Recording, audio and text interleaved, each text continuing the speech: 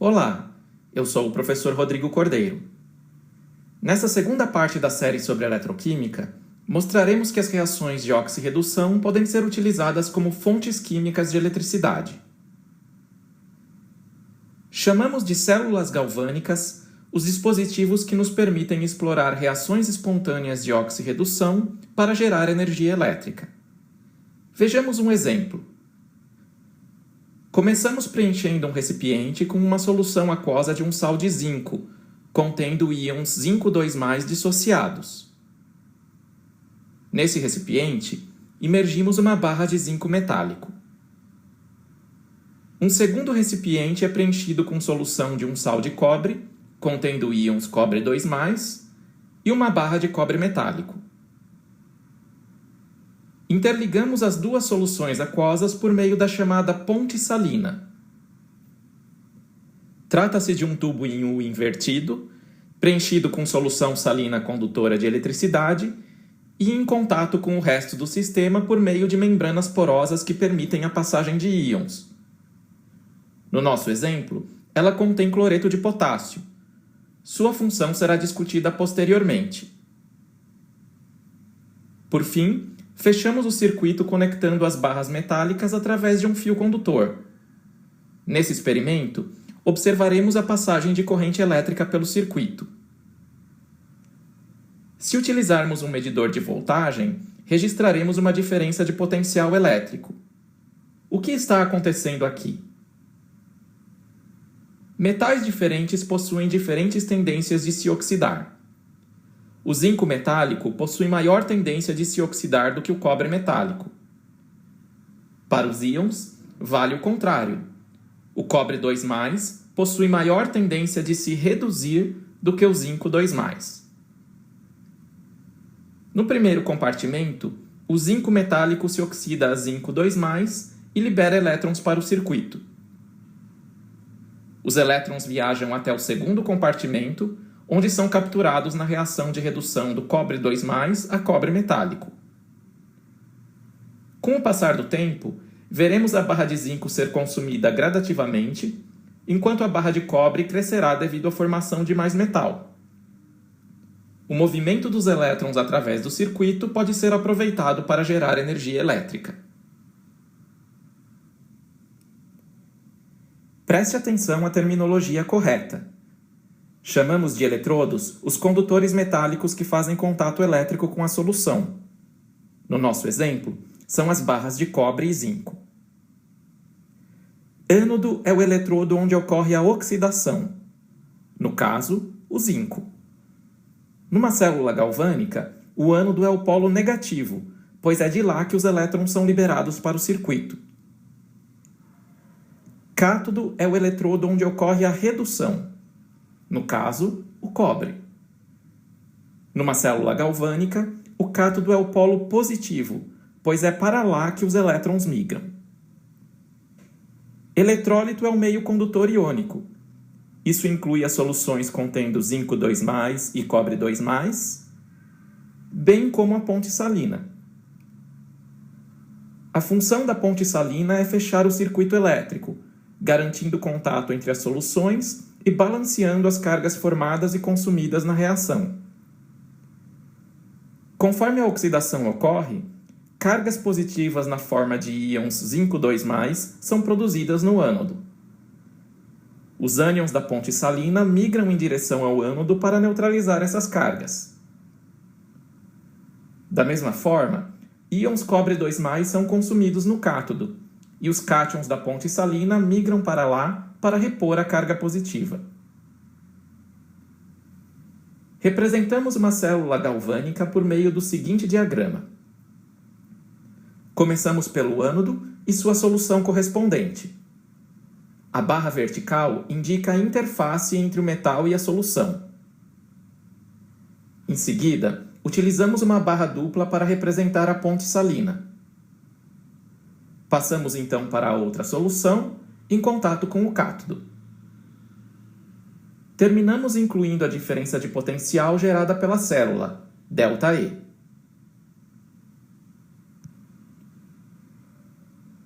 Podemos montar células galvânicas com as mais variadas combinações de metais, e cada combinação produzirá uma tensão diferente. Para prever a diferença de potencial elétrico, utilizamos as tabelas de potencial padrão de eletrodo. Essas tabelas são coletâneas de semi-reações de redução.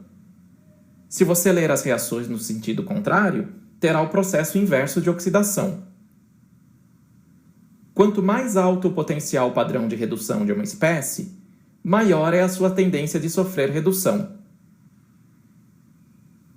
Compare, por exemplo, o zinco e o cobre. O potencial padrão de redução do cobre 2+, é maior que o do zinco 2+. Por isso, numa célula galvânica montada com os dois metais, o cobre 2+ sofrerá redução a cobre 0, enquanto a reação inversa ocorrerá com o zinco. O zinco 0 se oxidará a zinco 2+. Essa é a reação global que ocorre na célula galvânica. Note que a tensão gerada corresponde à diferença entre os potenciais padrão de redução. Um ponto importante precisa ser observado. O termo padrão designa uma condição específica em que a concentração de cada reagente e produto em solução é igual a 1 mol por litro e a pressão é 1 atmosfera. Se essas condições forem alteradas, os potenciais de eletrodo também mudarão. Indicamos as condições padrão pelo índice 0, como em E0 ou ΔE0.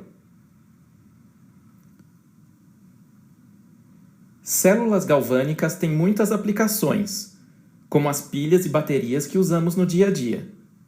Se você quiser saber mais sobre a fabricação e o funcionamento desses dispositivos, acesse os links na descrição desse vídeo. Talvez você também já tenha ouvido falar nas chamadas células a combustível e veículos movidos a hidrogênio. A reação de combustão do hidrogênio gera muita energia e água como produto. É possível montar células galvânicas à base de hidrogênio para gerar energia de maneira controlada e eficiente. Você também encontrará links para aprender mais sobre esse importante desenvolvimento tecnológico. Todos que já usaram uma pilha sabem que ela possui uma vida útil limitada. Ela enfraquece com o uso até parar de gerar energia. Por que você acha que a pilha para de funcionar? Para ajudar seu raciocínio, pense na célula galvânica de cobre e zinco. Talvez você acredite que a célula galvânica parará de funcionar apenas quando toda a barra de zinco for consumida. Mas isso está errado. A explicação envolve um princípio que estudaremos futuramente, mas que já podemos adiantar.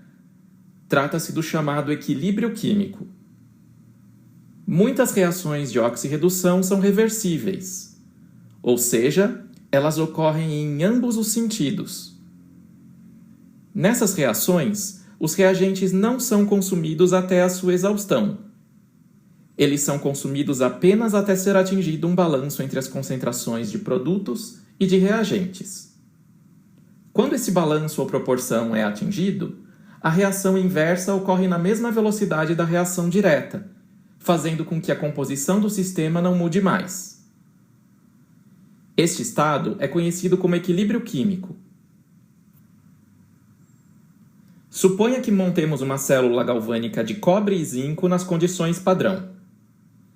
Inicialmente, as concentrações de zinco 2+ e cobre 2+ são ambas iguais a 1 mol por litro, e a tensão gerada é de 1,10 volts. Conforme a célula galvânica começa a funcionar, a concentração de zinco 2+ aumenta e a de cobre 2+ diminui. Com isso, a célula já não estará mais nas condições padrão e a tensão gerada mudará. A tensão diminuirá gradativamente conforme o zinco 2+ é produzido e o cobre 2+ é consumido. Quando as concentrações atingirem a proporção de equilíbrio, a tensão será igual a 0, significando que a célula já não mais será capaz de gerar tensão elétrica. Essa situação é atingida sem que a barra de zinco ou o cobre 2+, precisem ser totalmente consumidos. Estamos chegando ao final dessa aula.